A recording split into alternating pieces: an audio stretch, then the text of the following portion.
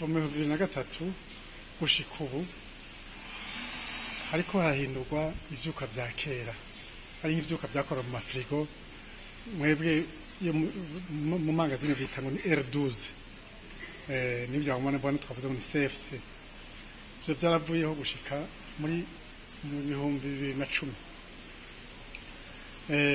byasubiriwe n'ibindi bita HFC jana 104 ni muri bicupa nabereka rya bleu ciel, ivyo byayisubiriye canke ibindi vyitwa R600 n'ibyo byayisubiriye.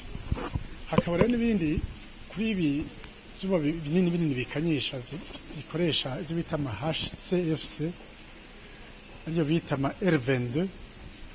Ivyo biriko birasubirizwa kuva muri 2013. Umugambi nuko mu 2030 bizoba vyaheze.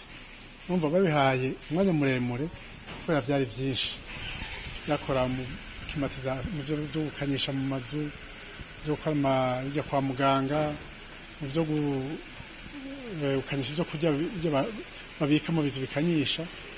Rero bakagira buke buke ntihabe igitsita ntagire ikibura, ariko rero bariko barabigabanya. Hini wacu twatangwe muri 2013 ari amatoni 139. Uno mwaka uheze twaragize ibiharuro usanga hasigaye hakoreshwa amatoni 200. Tukibaza rero 2025 tukibaza rero ko mu mwaka wa 2030 izo toni 200 zizoba zaheze. Imvo yo kubisubiriza nuko ivyo vyuka vya kera uko nani nababwiye yuko mu 1994 abahinga bamwe bagiye babona yuko hari gihindutse mu kirere, bagiye kurabasanga ibitera byinshi kandi bifite amakare nibi bakoresha mu bukanyisha, bakoresha mu gushusha amazu cyangwa mu kayakanyisha amazu, bakoresha mu nganda hamwe nko mu guhanagura ibikoresho nk'ibi bakoresha amaradiyo n'ibindi. Ivyo nivyo vyari vyateze gusubirirwa.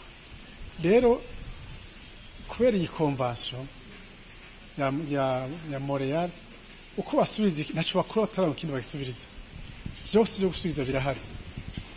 Ni mugabo mu mwaka wa 2016 barabonye ko mu vyo bazanye harimwo bituma bitera ubushuhe, niho wumva bagize bijya twita amarema y'i Kigali, niyo yaciye nawe no gusubiriza ibyo bari bazanye.